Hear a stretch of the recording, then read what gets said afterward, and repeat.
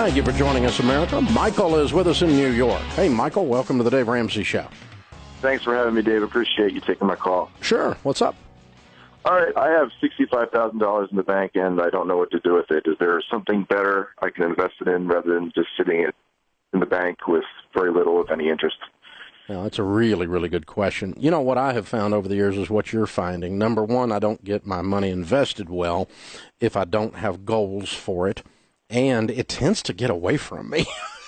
Okay. It just waters away, just kind of drips away. So we tell folks to always have an assignment, a mission for every dollar. The way we figure out how to do that is a system we developed years ago called the baby steps. And depending on where you are in the baby steps is how I would utilize the money.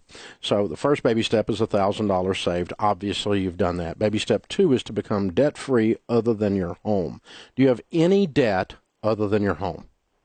I have 3 months of car payments. That's it. And I'm done with that car. It's a Civic, so it's what is the balance on the car, the payoff? About, for the 3 months, it's $540 a month times 3 months, so it's a little over $1,500. Okay. I would write a check today and pay that off. That's the first thing I would do. Then that's baby step 2. Baby step 3 is to have an emergency fund, Grandma's rainy day fund, of 3 to 6 months of expenses. Now, you obviously live on less than your income because you've saved money. We know that. So what is your household income, though? $92,000. Okay. And so if we said your expenses were $5,000 or $6,000, that you could survive on that a month if you had to, in bad case. 3 months would be your minimum, $18,000. So I would put $20,000 to $30,000 aside in a separate savings account that doesn't earn much interest but is accessible as insurance against life. Grandma's rainy day fund. You know what I'm talking about. Okay. Yeah. You pick that number, 20 to 30 minimum, though, somewhere in there. You can go a little larger if you want, but 3 to 6 months of expenses. And you see how I did that. I said 6 times 3 is 18, right? And so I just made this up on the fly, but you could get a little closer if you want. I don't care. And then the fourth baby step, once we've done that, and we still have approximately $35,000 left, or $30,000 left, give or take, 30 to 35 after so far of your 65 that I've spent, or invested, or given a name or an assignment. Then baby step 4 is putting 15% of your household income away every year for retirement. Are you saving for retirement already, investing for retirement already? Yeah, I'm saving a lot. I have about $200,000 in retirement. How much do you put in a year?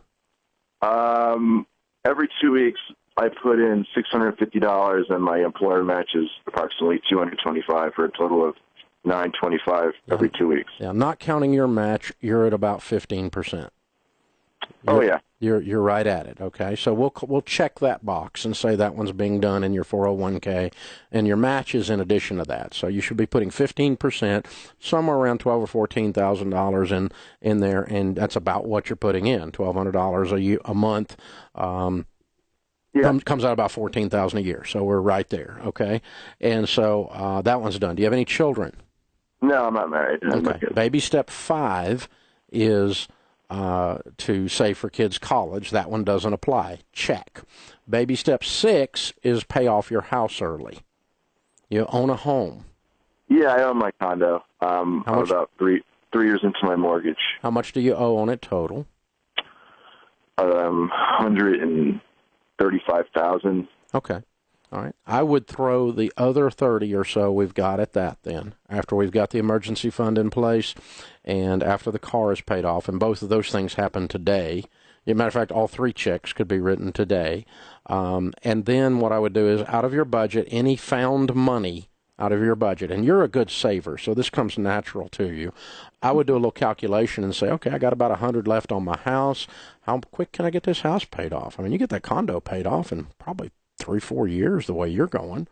Yeah. I mean, that'd be pretty cool. Yeah, how old are you? Yeah, 41. Yeah, man, you'd be sitting at 45 years old, say, with a paid-for condo and an emergency fund in place, and already got, at that point, you'd have probably $500,000 saved in your 401k. You're rocking, man. You're well on your way to being a millionaire.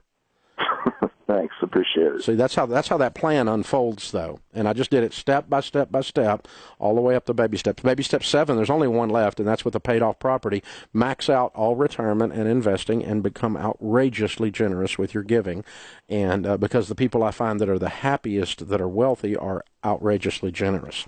They don't give it all away, but they just make generosity one of the key things they program into their self and into who they are. Michael, thank you for listening, man. I appreciate you calling in. That's a good exercise for everybody to hear us go through. Hey, guys, thanks for watching. If you enjoyed this video, click the subscribe button to get the latest content and check out these other great clips from the show. So you have to break the cycle. You have to flip this thing on its head and make it behave. You've got to get so fired up and wired up that your broke friends think you've lost your mind.